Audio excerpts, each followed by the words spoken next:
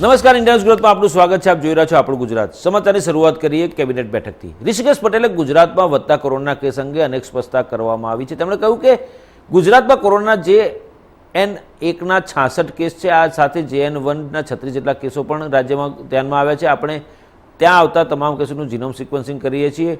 આ ટાઈપના ભારતમાં સૌથી વધુ કેસ ગુજરાતમાં આવે છે. મંત્રીએ જણાવ્યું કે આ તમામ કેસનું જીનોમ સિક્વન્સિંગ કરવામાં આવી રહ્યું છે, એટલે આંકડો આપણને વધારે લાગે છે. આ 36 કેસમાંથી 22 તો રિકવર પણ થઈ ગયા છે અને 14 હોમ આઇસોલેશનમાં છે.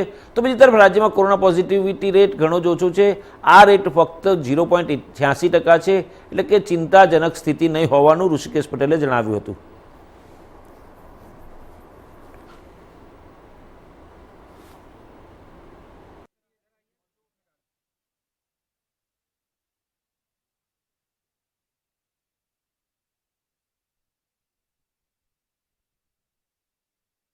સ્વાભાવિક છે કે અહીંયા ગુજરાતની અંદર કોરોનાનો વ્યાપ હજુ આપણે ચિંતાજનક નથી. બીજા રાજ્યોમાંથી લોકો આવતા હોય અને આપણે જે આ ટેસ્ટિંગ પણ કરીએ છીએ, જે વ્યક્તિને કોરોના માલુમ પડતાની સાથે એની આજુબાજુ એના એન્વાયરમેન્ટમાં જીવતા કોન્ટેક્ટ પર્સનનું પણ આપણે કોવિડ ટેસ્ટ કરી લઈએ છીએ. એટલે અહીંયા ગુજરાતની અંદર આજની તારીખે જે એડવાઇઝરી જાહેર ભૂતકાળમાં કરી હતી એ અમલ વ્યક્તિગત રીતે સૌએ ગુજરાતના નાગરિકોએ અને સાથ કરી, અને જે લોકો કોમોર્બિડ છે તો એ પોતે પોતાની સ્વયં શિસ્ત પાડી અને આ કરે તો વધારે સારું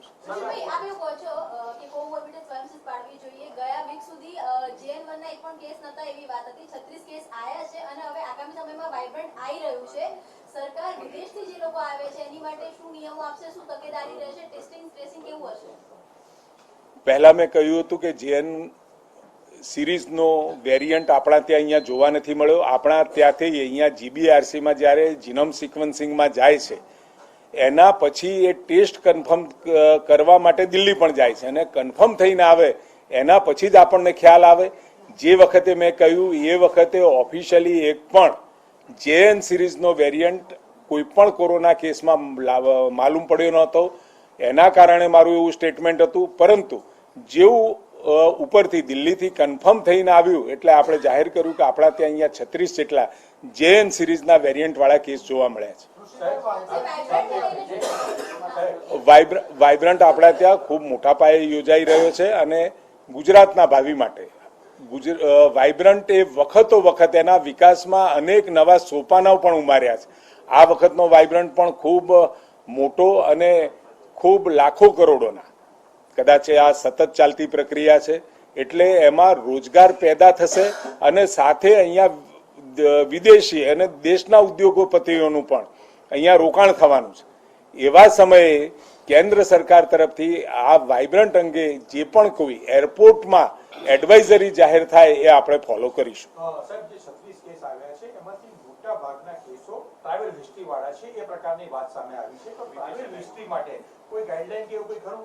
ટ્રાવેલ હિસ્ટ્રી વાળા કેસ આપ કહો છો એવું કે જે બસ 50 જણની ગઈ હતી કેરાલામાં, એમાંથી જે કેસ આવ્યા એ મોટા ભાગના નહીં, પરંતુ લગભગ 10 થી 11 કેસ એ પૈકીના હતા. બહારના વિદેશોમાં પ્રવાસ કર્યો તો એવા પણ આપણને 3 થી 4 કેસ મળ્યા છે. એટલે કુલ મળી ટ્રાવેલિંગ હિસ્ટ્રી વાળા 14-15 થી વધારે કેસો નથી. 25 પછી એક 26મું ઉમેરાયું છે. નામ હાલ મને યાદ નથી. કેનેડા હજુ સુધી અત્યારે વાઇબ્રન્ટ અંગેની પ્રેસ કોન્ફરન્સ છે જ 11:30, એટલે વિગત ડિટેલ તમને ત્યાંથી પણ મળશે.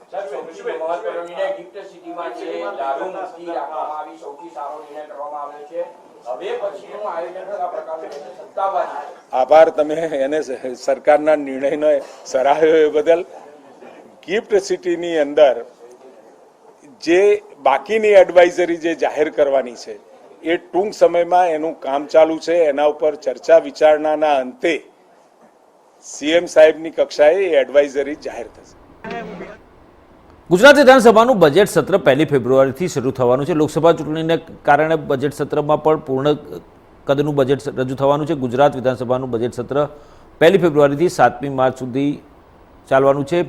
લોકસભા ચૂંટણીના કારણે બજેટ સત્ર માં એવું લાગતું હતું કે વચગાળાનું બજેટ રજૂ કરાશે, પરંતુ પૂર્ણ કદનું બજેટ રજૂ કરવામાં આવશે. અને જે રીતે ગત વર્ષની તુલનામાં ગુજરાતના બજેટના કદમાં 20 થી 25% વધારાની શક્યતાઓ છે. ઉલ્લેખનીય છે કે ગયા વર્ષે 2023-24માં ગુજરાતનું અંદાજપત્ર 3 લાખ કરોડ હતું. વાયબ્રન્ટ સમિટ 2024ના આયોજનને લઈને જાહેરનામું બહાર પાડવામાં આવ્યું છે. વાયબ્રન્ટ સમિટના આયોજનને લઈ રોડ રસ્તા બંધ રહેવા મુદ્દે ગાંધીનગર કલેક્ટરે પણ જાહેરનામું બહાર પાડ્યું છે. ગાંધીનગરનો જ રોડ અને ખ0 થી ખ5 સુધીનો રોડ જનતા માટે બંધ રહેશે. વાવોલ ગામથી ગાંધીનગરમાં પ્રવેશતા રસ્તાઓ 9 થી 13 જાન્યુઆરી સવારના 6 થી રાતના 11 વાગ્યા સુધી બંધ રહેશે. ગ રોડ અને જ રોડ સામાન્ય ટ્રાફિક વ્યવહાર માટે બંધ રાખવાનો પણ મહત્વનો નિર્ણય લેવામાં આવ્યો છે. શહેરમાં રોડ નંબર 7 સુધી તમામ ભારે વાહનો માટે પ્રતિબંધિત રહેશે. સવારે 6 થી રાતના 11 વાગ્યા સુધી ભારે વાહનો પર પ્રતિબંધ મૂકવામાં આવ્યો છે. આ જાહેરનામા મુજબ સેન્ટ્રલ વિસ્તાર રોડ પરનો નો પાર્કિંગ ઝોન રહેશે. શહેરમાં રોડ નંબર 7 સુધી તમામ ભારે વાહનો માટે પ્રતિબંધિત રહેશે. સવારે 6 થી રાતના 11 વાગ્યા સુધી ભારે વાહનો પર પ્રતિબંધ લગાવવામાં આવે છે. જ રોડ સામાન્ય જનતા માટે પ્રતિબંધિત રહેશે.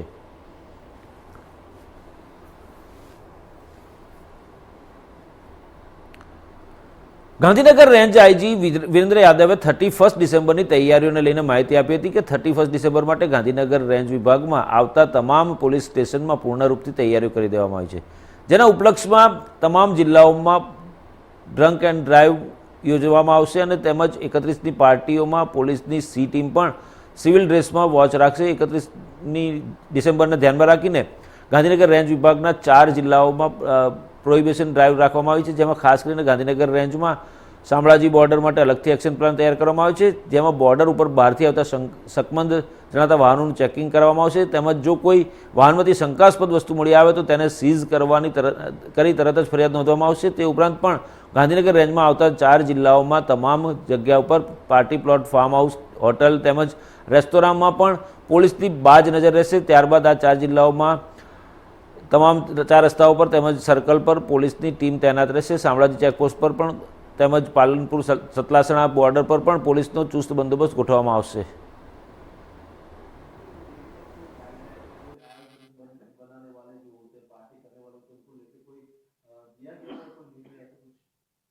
इसके लिए कितने पार्टी प्लॉट्स हैं, जो भी पार्टियां कोई कॉमर्शियल यदि पार्टी है उसके लिए परमिशन लेने के लिए पुलिस के द्वारा बोला गया है और आयोजकों को बुलाकर भी 31 से पहले सभी की मीटिंग्स ली जाएंगी और उनके लिए डूज एंड डोंट्स उनको बताए जाएंगे कि उनको क्या क्या ध्यान रखना है. उनकी भी जो जिम्मेदारी बनती है जो पार्टी प्लॉट्स में कॉमर्शियली इवेंट्स ऑर्गेनाइज कर रहे हैं तो उनका भी ध्यान दिया जाएगा कि उनको क्या क्या ध्यान रखना है ताकि कुछ इलीगल गतिविधि ना हो और किसी तरीके की कोई समस्याएं, कोई प्रॉब्लम्स, कुछ दूसरा छेड़ती की समस्याएं हैं या फिर कोई एक्सीडेंट की समस्याएं हैं वो ना हो.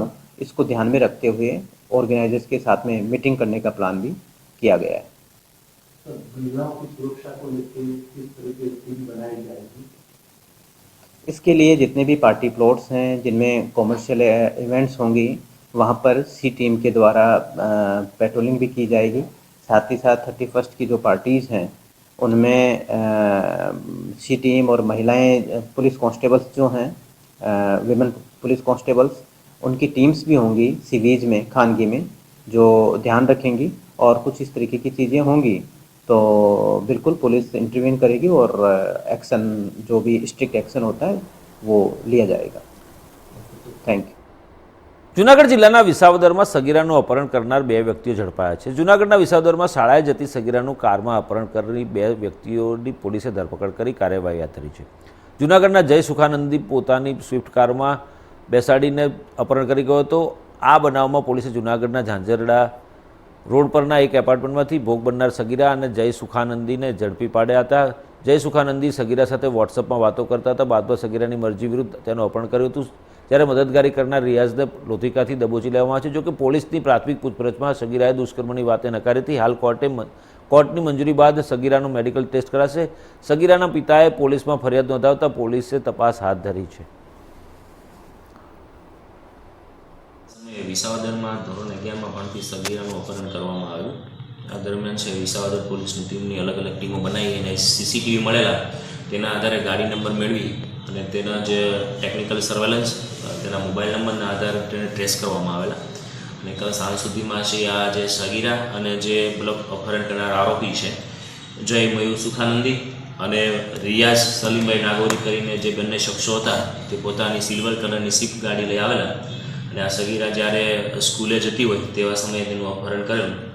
તો હાલ આ બંનેને છે એ રાઉન્ડ અપ કરવામાં આવેલા છે અને આગળની તપાસ હાલ શરૂ છે. સર, ખાસ કરીને જોવા જાય તો આ જે સગીરાનું અપહરણ છે ખાસ કરીને કારણ શું આવે છે? આરોપીઓની તેમજ ભોગ બનનારની જે પ્રાથમિક પૂછપરછ દરમિયાન આ સગીરા છે એ આ જય સુખાનંદી સાથે વોટ્સઅપ મેસેજથી વાત કરતી હોય, પરંતુ આ જે સમગ્ર બનાવ બનેલો છે તે સગીરાની મરજી વિરુદ્ધ બનેલો છે. આ જે અપહરણ કરીને લઈ ગયેલા તેમાં તેને કોઈ પણ પ્રકારની સંડોવણી નથી. માત્ર ને માત્ર વોટ્સઅપ મેસેજ પર વાતચીત થતી હોય તેના આધારે છે પોતાના એકતરફી પ્રેમમાં જય સુખાનંદીએ પોતાના મિત્ર છે અન્ય આરોપી રિયાઝની મદદથી છે તેનું અપહરણ કરેલ છે. સર, કુલ કેટલી છોકરીઓ હતી? જ્યારે સીસીટીવી ફૂટેજ સામે આવી રહ્યા છે તેમાં સ્કૂલે જતી અન્ય બીજી 3 છોકરીઓ પણ જઈ રહી હોય છે એ જણાઈ આવે છે. તો તેને સાક્ષી બનાવી અને આ કેસ વધુ મજબૂત થાય, નામદાર કોર્ટમાં 164 મુજબ નિવેદન લઈ અને આરોપીને વધુમાં વધુ સજા મળી રહે તે માટે હાલ પોલીસના તપાસની ભાવનગર જિલ્લાના સિહોરની અને સળિયાનું ઉત્પાદન કરતી રુદ્રા ગ્લોબલ ઇન્ફ્રા ફેક્ટરીમાં ભઠ્ઠીમાં અકસ્માતે બ્લાસ્ટ થયો હતો, જેથી મિલમાં કામ કરેલા 5 શ્રમિકો ઇજાગ્રસ્ત હતા. જે દરમિયાન એક શ્રમિકનું ઘટના સ્થળે જ મોત નીપજ્યું હતું, જ્યારે અન્ય શ્રમિકોને તાત્કાલિક ભાવનગરની સર-ટી હોસ્પિટલમાં ખસેડવામાં આવ્યા હતા. સારવાર દરમિયાન વધુ એક શ્રમિકનું મોત થતાં આ ઘટનામાં કુલ 2 શ્રમિકોએ જીવ ગુમાવ્યો છે. આ બનાવને પગલે ભાવનગર સર-ટી હોસ્પિટલ પોલીસ ચોકી ખાતે ફેક્ટરીના મેનેજરે ફરિયાદ લખાવી છે. આ બનાવ અંગે મળતી માહિતી અનુસાર ભાવનગર શહેર નજીક આવેલા સિહોરમાં રોલિંગ મિલ કંપનીઓ આવેલી છે. આ રોલિંગ મિલની કંપનીઓમાં લોખંડ સ્ટીલના સળિયા બનાવવામાં આવે છે, જેમાં બુધવારે મોડી રાત્રે કોઈ અગમ્ય કારણોસર લોખંડ પીગળવાની ભઠ્ઠીમાં અચાનક જ બ્લાસ્ટ થયો હતો. કંપનીમાં ધડાકાભેર અચાનક જ બ્લાસ્ટ થતાં ત્યાં કામ કરેલા 5 જેટલા શ્રમિકો ગંભીર રીતે દાઝ્યા હતા. ઘટનાની જાણ થતાં ફાયરની ટીમ અને પોલીસ કાફલો ઘટનાસ્થળે પહોંચી ગયો હતો. સિહોર પોલીસ હોસ્પિટલ ખાતે દોડી જઈ અકસ્માતે બ્લાસ્ટના બનાવ અંગે નિવેદન નોંધી વધુ કાર્યવાહી હાથ ધરી છે. સર, આપનું નામ? આરજી પ્રજાપતિ, મામલતદાર સિહોર. સર, ખાસ કરી ઘટના બની છે આ રુદ્રામાં, સમગ્ર બાબત શું છે? આ રુદ્રા ઇન્ડસ્ટ્રીમાં ગઈકાલે મોડી રાત્રે અહીંયા જે મશીનરી છે એમાં લોખંડ પીગાળવાનું એક મશીન છે, એમાં અહીં કારીગરો કામ કરતા હતા અને ગેસ થવાથી એ જે લોખંડનું લિક્વિડ છે એ બહાર અચાનક ઉડ્યું છે અને અહીંયા જે કામ કરતા હતા એ મજૂરો ઉપર લેબર ઉપર પડ્યું છે. એટલે એના કારણે આ ઘટના બનવા પામી છે અને આ ઘટનામાં 3 વ્યક્તિઓને ઈજા થયેલી છે અને 2 વ્યક્તિને ડેથ થયા છે એવું અત્યારના મેનેજરશ્રી જણાવે છે. બરાબર. અને એ લોકોને અહીંયાથી કંપની તરફથી એ તાત્કાલિક હોસ્પિટલાઇઝ કર્યા છે અને ડેડ બોડીને એમના ઘર સુધી પહોંચાડવા માટેની એ લોકોએ વ્યવસ્થા કરી છે અને એમના વેલફેર માટે બી એ લોકો પૂરતો પ્રયત્ન કરશે એવું જણાવેલ છે. સાહેબ, આ જે ઘટના બની છે તેમાં મજૂરોની કોઈ પણ સેફટી છે નહીં, જેના કારણે આ ઘટના ઘટી હોવાનું સામે આવી રહ્યું છે. હા, એટલે એના માટેની અત્યારે તપાસ ચાલુ છે અને એમાં તપાસમાં એવું કંઈ ધ્યાનમાં આવશે તો એ આગળ એ મુજબ એનું રિપોર્ટિંગ કરવામાં આવશે. મીડિયામાં પણ અમે આ કેચઅપ કર્યું છે કે કોઈ મજૂરોની સેફટી છે નહીં, એના કારણે ફેક્ટરી ઇન્સ્પેક્ટર દ્વારા પણ રૂટિન મુલાકાત નથી લેવાતી. આવી લાપરવાહી શા માટે દાખવામાં છે? તંત્ર શા માટે નિષ્ક્રિય રહે છે? હા, એટલે એ માટે અમે એને તાકીદ આપીશું અને હવે પછી આવું ના બને એના માટે સાહેબ, આમની ઉપર શું કાર્યવાહી કરશો? એટલે રિપોર્ટિંગ આવે પછી એના ઉપર રિપોર્ટ જોવામાં આવશે અને એમાં જો એ લોકોને કંઈ લેક ઓફ હશે, એનું કંઈક એમની જે કંઈ સેફટીની જે કંઈ ધારાધોરણ મુજબ નહીં કર્યું હોય તો એના માટેનું આગળ કાર્યવાહી કરવામાં આવશે. તાપી જિલ્લાના વાલોડ તાલુકાના અંધાત્રી ગામે ફરી એક અંધશ્રદ્ધાની ઘટના સામે આવી છે, જેમાં એક ભુવા દ્વારા ધાર્મિક વિધિમાં બોલાવી તેમાં ડાકણ છે એમ કહી 4થી વધુ મહિલાઓને મારવાની ઘટના બની હતી, જેને પગલે ખાસ કરીને આજના આધુનિક જમાનામાં પણ અંધવિશ્વાસના નામે આ બની બેઠેલા ઠગ ભુવાઓ દ્વારા લોકો પર અત્યાચાર ગુજારવામાં આવી રહ્યો છે, જેને પગલે સ્થાનિકોમાં પણ રોષની લાગણી જોવા મળી હતી. આધુનિક જમાનામાં પણ આવા અંધવિશ્વાસના કિસ્સાઓ અવારનવાર પ્રકાશમાં આવતા હોય છે, ત્યારે આવો જ એક કિસ્સો તાપી જિલ્લામાં પણ સામે આવ્યો હતો. સમગ્ર ઘટના 4 દિવસ પહેલાં વાલોડ તાલુકાના અંધાત્રી ગામે બની હતી, જ્યાં ભુવા દ્વારા ગામમાં જ એક ધાર્મિક વિધિનું આયોજન કરાયું હતું, જ્યાં ગામના બધા લોકો એકઠા થયા હતા. ત્યારે ભુવા દ્વારા એક સગીર બાળા સહિત 4 જેટલી મહિલાઓને તેમનામાં ડાકણ છે તેઓનો વહેમ રાખી માર મારવામાં આવ્યો હતો, જેમાં ખાસ પોતે મગજથી અસ્થિર હોવાને લઈને તેને માતા અને તેને ધાર્મિક વિધિમાં લઈ ગઈ હતી, જ્યાં ભુવા દ્વારા તેનામાં ડાકણ છે એમ કંઈ માર માર્યો હતો. જેની જાણ માતાને થતાં પોતાની દીકરીને મારતા જોતા તેની માતા તેને બચાવવા માટે વચ્ચે પડી હતી, તો ભુવા દ્વારા તેને પણ સાંકળથી મારવામાં આવ્યો હતો. આ સમગ્ર ઘટના સામે આવતા પંથકમાં રોષની લાગણી ફેલાઈ છે. તો સાથે આવા બની બેઠેલા ભુવાઓ દ્વારા ગ્રામ્ય વિસ્તારોમાં ગરીબ પરિવારને અંધશ્રદ્ધાના નામે અત્યાચારનો ભોગ બનાવવામાં આવે છે, ત્યારે સમાજ સહિત લોકોએ જાગૃત થવાની જરૂર છે. તો બીજી તરફ આ સમગ્ર ઘટનાને થાળે પાડવા માટે સ્થાનિક લોકો સહિત બંને પક્ષના લોકોએ પોલીસની હાજરીમાં હાલ તો સમાધાન કરી લીધું છે, પરંતુ આવી અંધશ્રદ્ધાની ઘટના સમાજ તેમજ આજના આધુનિક યુગમાં લાલબત્તી સમાન છે ને આવી બની બેઠેલા ભુવાઓ પર પોલીસ દ્વારા પણ સકંજો કસવામાં આવે તેવી સ્થાનિક લોકોની માગણી છે. અમે પૂરી મગજનું છે કમ એટલે નાહી ગયા હોય એમ કરીને જોવા ગયા તો ચાલ લઈ આવું એમ કરીને લેવા ગયા. તમારી છોકરી ક્યાં ગઈ હતી? મારી છોકરી પેલા બીજા લઈ કીધું એટલે લઈ ગયા હોય. ક્યાં લઈ ગયા હતા? ત્યાં પેલો બાવા આવ્યો હતો. બાવા શું કરતો હતો ત્યાં? એટલે ત્યારે એને મારતું હતું એટલે મેં ઓટલો ચડીને જોવા માંડી, એટલે છે તો એ રડવા માંડી જોઈને મને. એટલે ત્યાં વિધિનો કાર્યક્રમ ચાલુ હતો? એટલે મારતો હતો એને. શેનાથી મારતો હતો? થાપાડથી. એટલે સાંકળથી? પહેલી મારેલી કે. સાંકળથી મારેલી? હા, પહેલી મારેલી. પછી કોને કોને મારી? પછી મેં કીધું કે નહીં મારતા છે મગજનું ઠેકાણું નથી, એટલે મને બોલાવીને મારી. તું કોણ બોલવા વાળી છે એમ કે મને મારી. તમને પણ મારી ને બીજા કોને મારી? બીજી બે બેને પેલા તાર થઈ ગઈ. પોલીસ ફરિયાદ નોંધાઈ તમે? હા, નોંધાવેલું. પછી શું થયું? પછી આમાંથી પહોંચાય નહીં એટલે પતાવી દેવાનું એમ કરીને પતાવી. કેટલામાં પતાવ્યું? હે, કેટલામાં પતાવ્યું? 10માં. કોઈ આપ્યા પૈસા? ભગાતે. ગુજરાતમાં છેલ્લા કેટલાક સમયથી વરસાદની પેટર્ન બદલાઈ ગઈ છે. આ વખતે વિશિષ્ટ હવામાન સ્થિતિના કારણે ફેબ્રુઆરી સુધી હવાના હળવા દબાણ ઊભા થશે. ખાસ કરીને બિપરજોય વાવાઝોડા બાદ વરસાદની પેટર્નમાં મોટો બદલાવ આવે છે, જેને પગલે આ વખતે કમોસમી વરસાદ પણ લાંબો ખેંચાયો છે. એ જ કારણ છે કે શિયાળામાં પણ વરસાદી માહોલ જેવી સ્થિતિનો સામનો કરવો પડી શકે છે. ઉત્તરીય પર્વતીય ક્ષેત્રોમાં હિમવર્ષાના પગલે જાન્યુઆરીની શરૂઆતમાં ગાત્રોથી જીવતી ઠંડીની સંભાવના પણ રહેલી છે. ખાસ કરીને ડિસેમ્બરના અંતથી 2 જાન્યુઆરી સુધીમાં ગુજરાતમાં કમોસમી વરસાદની શક્યતા છે. 2023ના વર્ષના મોસમમાં ભાગે પરિવર્તન જોવા મળ્યું હતું. બિપરજોય વાવાઝોડા બાદ ભારતીય વરસાદની પેટર્નમાં ફેરફાર જોવા મળ્યો હતો. વર્ષના મજબૂત અલ નીનો અસરનો ભારતની મોસમ ઉપર જબરો પ્રભાવ જોવા મળ્યો હતો અને હજુ મે 2024 સુધી અલ નીનોના પ્રભાવ રહેશે એવા અવલોકનો સામે આવી રહ્યા છે.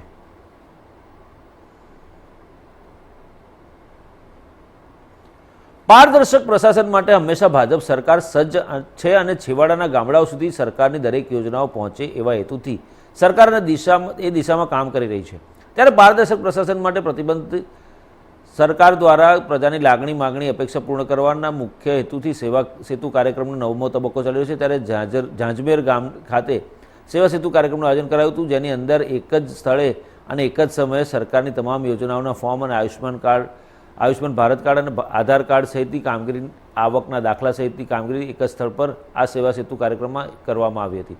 જેના કારણે ગ્રામ્ય વિસ્તારથી લઈને શહેરી વિસ્તાર સુધી થતા અરજદારોના ધક્કા બચ્યા હતા. સાથોસાથ વિકસિત ભારત સંકલ્પ યાત્રા પણ ઝાંઝમેર ગામે આવી પહોંચી હતી. ત્યારે ઝાંઝમેર ગામના મહિલા સરપંચ કિરણ બગડા દ્વારા અને ઉપસ્થિત ગ્રામજનો દ્વારા ભારતીય જનતા પાર્ટીના આગેવાનોની ઉપસ્થિતિમાં વિકસિત ભારત સંકલ્પ યાત્રાનું ઉમળકાભેર સ્વાગત કરવામાં આવ્યું હતું. આ તકે બહોળી સંખ્યામાં લોકો ઉપસ્થિત રહ્યા હતા અને સરકારની વિવિધ યોજનાનો લાઈવ ડેમોન્સ્ટ્રેશન જોયું હતું. આ તકે ગામના સરપંચ કિરણ બગડાએ જણાવ્યું હતું કે ઝાંઝમેર ગામના નલ સેજલ યોજના અંતર્ગતની કામગીરી સંપૂર્ણપણે પૂર્ણ થઈ ગઈ છે, જેના કારણે મહિલાઓને પીવાના પાણીનો પ્રશ્ન હલ થઈ ગયો છે. આ ભાજપની સિદ્ધિ છે. અગાઉ મહિલાઓએ પાણીના એક બેડા માટે થઈને ભટકવું પડતું હતું, પરંતુ સરકારની નલ સે જલની યોજના અમલમાં આવ્યા બાદ હવે મહિલાઓને પાણીના પ્રશ્નનું નિરાકરણ આવી ગયું છે અને ગામમાં ઉજ્જવલા યોજના અને આયુષ્માન કાર્ડ હેઠળ પણ અસંખ્ય દર્દીઓને આરોગ્ય સેવાનો લાભ લીધો છે. સરકારની દરેક યોજના ગ્રામ્ય વિસ્તાર સુધી પહોંચી છે અને મેરી કહાની મેરી જુબાની અંતર્ગત લાભાર્થીઓએ પોતાનું ઉદ્બોધન પણ આપ્યું હતું. આજે ભારત વિકાસ સંકલ્પ યાત્રા અમારા ઝાંઝમેર ગામમાં પહોંચી ગઈ છે અને સાથે સાથે સેવા સેતુનો કાર્યક્રમ પણ યોજવામાં આવેલો છે. આ કાર્યક્રમમાં આધાર કાર્ડ, આયુષ્યમાન અને સરકારશ્રીની તમામ યોજનાઓના જે કામ છે એ અહીંયા ઘરે બેઠા બેઠા જ થઈ શકે છે અને નલ સે નલ સે જલ જે યોજના છે તે આપણે જાણીએ છીએ કે અમુક સમયે મહિલાઓને પાણી માટે ખૂબ તકલીફ વેઠવી પડતી હતી અને દૂર દૂર પાણી ભરવા જવું પડતું હતું. તો આપણી આ સરકારમાં આજે પાણીની એ સમસ્યાઓ સાવ એકદમ ખતમ થઈ ગઈ છે અને જે નળ સે જલ યોજના છે તે સંપૂર્ણપણે અમારા ગામમાં પૂર્ણ રૂપથી થઈ. સામાન્ય રીતે કોઈ પણ વ્યક્તિનું મૃત્યુ થાય તો ઘર પરિવાર અને ગામમાં દુઃખનો માહોલ હોય છે, પરંતુ ઈડર તાલુકાના ભવાનગઢ ગામે એક અનોખું બેસણું યોજાયું હતું. પરિવારે પોતાના પિતાનું અવસાન થતાં એક અનોખી રીતે શ્રદ્ધાંજલિ આપી હતી. મંડપમાં પ્રવેશતા ફોટોગ્રાફ જોઈને તમને લાગશે કે આ કોઈ લગ્ન પ્રસંગ ઉજવાઈ રહ્યો છે, પણ ના, અહીં ભવનગઢના રાજીવ પ્રવીણસિંહ કુંપાવતું બેસણું યોજાઈ રહ્યું છે. 18 તારીખે ઓસ્ટ્રેલિયાના મેલબોર્નમાં તેમનું અવસાન થયું હતું. ત્યારે તેમના પરિવાર તેઓ હંમેશા આનંદમાં જીવન વ્યતીત કર્યું હોવાથી તેમનું બેસણું પણ એવી રીતે ગોઠવવાનું નક્કી કરેલું અને તેમને ફોટોગ્રાફીનો શોખ હોવાને કારણે તેમણે પાડેલા ફોટાનું કલેક્શન બેસણામાં રજૂ કરવામાં આવ્યું હતું. આ અનોખા બેસણામાં બીજો પણ એક આવકાર્ય નિર્ણય લેવાયો હતો, જેમાં 22 તારીખ બાદ 5000 પરિવારને રામ મંદિર દર્શન ખાતે લઈ જવાનો અને 100 ગાયોનું દાન જરૂરિયાતમંદોને કરવાનો નિર્ણય કર્યો હતો અને બેસણામાં હાજર તમામ સમાજના અગ્રણીઓએ આ નિર્ણયને આવકાર્યો હતો. સામાન્ય રીતે વર્ષોથી ચાલી આવતી પરંપરા બદલીને આ પરિવારે એક નવો ચીલો ચાતર્યો છે, ત્યારે આ પરિવારની પહેલ પણ સમાજે હવે આવકારવી અને સ્વીકારવી જોઈએ. જેમને એમના પિતાજીને એક સાચા અર્થમાં શ્રદ્ધાંજલિ આપવાનો એક ઉમદા પ્રયાસ કર્યો છે. આજે સમાજની અંદર એક મોટું ઉદાહરણ પૂરું પાડવા માટે એમને એવા તર્ક અને વિતર્ક સાથે બધાની વચ્ચે એવો આ મરણ પ્રસંગને એવા ભાવ પ્રસંગમાં બદલી અને સમાજને મોટું ઉદાહરણ પૂરું પાડ્યું છે. આજે આપણે જોવા જઈએ તો સમગ્ર પરિવારો જેટલા પણ છે ત્યાં આગળ મરણ થયું હોય તો એ મરણનો પ્રસંગ આપણને દેખાઈને જ ખ્યાલ આવી જાય કે અહીંયા આગળ ક્યાંક મરણ થયું છે, પણ આ પ્રસંગમાં જતાં આપણને એવું લાગ્યું કે આ પ્રસંગ મરણનો નહીં પણ સાચા અર્થમાં શ્રદ્ધાંજલિ આપતો આ પ્રસંગ છે. શ્રદ્ધાંજલિ આપવા માટે મારા મિત્ર સત્યજીત સાથે ચર્ચા થઈ તો એમનું કહેવું એવું થયું કે મારા પિતાજીના પાછળ 22મી તારીખે આપણા દેશના લોકપ્રિય વડાપ્રધાન માન્ય મોદી સાહેબ જ્યારે પ્રાણ પ્રતિષ્ઠા મહોત્સવનો ઉત્સવ કરવા જઈ રહ્યા છે રામલલ્લાનો, ત્યારે એમના પરિવાર તરફથી 5000 પરિવારોને અહીંથી અયોધ્યા દર્શનાર્થે લઈ જવાની એક એમને નેમ લીધી છે. સાથે સાથે 100 ગાયોનું દાન કરવાનો પણ એમને વિચાર કર્યો છે. એમના નિધન નિમિત્તે સત્યજીતસિંહ 22મી તારીખે અયોધ્યામાં રામ મંદિર બનવાનું છે, તો 22મી તારીખ પછી આ વિસ્તારમાં જે અશક્ત લોકો હોય, વૃદ્ધ લોકો હોય, આર્થિક રીતે સંપન્ન ના હોય એવા બધા લોકો, એવા 5000 કુટુંબને અયોધ્યા લઈ જવાનું આજે એમણે જાહેરાત કરી છે. ગુજરાતભર અથવા રાજપૂત સમાજમાં 69-70 વર્ષની આયુમાં ફેસબુક હોય, ઇન્સ્ટા હોય, વોટ્સએપ હોય, એમાં ખૂબ લાઈવ વ્યક્તિત્વ હતું, ખૂબ એટલે ખૂબ, અને ફોટોગ્રાફીનો અકલ્પ્ય શોખ હતો એમને પોતાનો, હરવા ફરવાનો આ બધો. એના અનુસંધાનમાં મારા પરિવારે નિર્ણય લીધો કે ભાઈ શોખ છે 100% વસ્તુ છે, પણ ઈશ્વરે જે ડેસ્ટિની નક્કી કરી છે ભગવાને, એને કોઈ બદલી નથી શકતું. તો આપણે એક ઉમંગ અને ઉત્સાહ સાથે આ પ્રસંગને ઉજવીએ. એટલે આજે મારા ફાધરના, કદાચ આપ જોતા હશો કે જ્યાંથી શરૂ કરીને લગભગ 12-15 હજાર ફોટોનો અમારી પાસે ફોટો ગેલેરી છે, જે એમના બાલ્યાવસ્થાથી લઈને અત્યાર સુધીની તમામ ફોટોગ્રાફી અમારી પાસે છે. એનું આખું એક જીવન ચારિત્ર્ય આપને દેખાઈ રહ્યું છે. અમે આજે એમનો આ દુઃખદ પ્રસંગ હતો, તે છતાં અમે ઉજવણીના સ્વરૂપે અમે ઉજવ્યો, જેથી મારી મમ્મીને દુઃખ ના થાય, એને એવું લાગે સારા સંભાળણા મૂકીને ગયા છે એ યાદોમાં જીવે, નહીં કે દુઃખની યાદોમાં જીવે. અને ભગવાને એમને ખૂબ સુખદ મૃત્યુ આપ્યું, એમને કોઈ તકલીફ ના પડી, આટલું રૂડું રૂપાળું જીવન જીવી ગયા. એ જ અમારા માટે ઉપરવાળાની અસીમ કૃપા છે. એ સાથે અમે પપ્પાને આજે ઉજવ્યા છે. અમે દુઃખ કરીએ અને પાછળના જીવનમાં દુઃખ આવે, પપ્પાને અમે એવા જોઈ ના શકતા, એની જગ્યાએ ભગવાને એમને સુખદ મૃત્યુ આપ્યું, સારું જીવન આપ્યું અને સારા સંભાળણા સાથે એમને અમે આજે ઉજવ્યા છે. આપણું ગુજરાતમાં અત્યારે બસ આટલું જ. વધુ સમાચાર અને અપડેટ્સ માટે જોતા રહો ઇન્ડિયા ન્યૂઝ ગુજરાત, ગુજરાતી ધડકન. નમસ્કાર.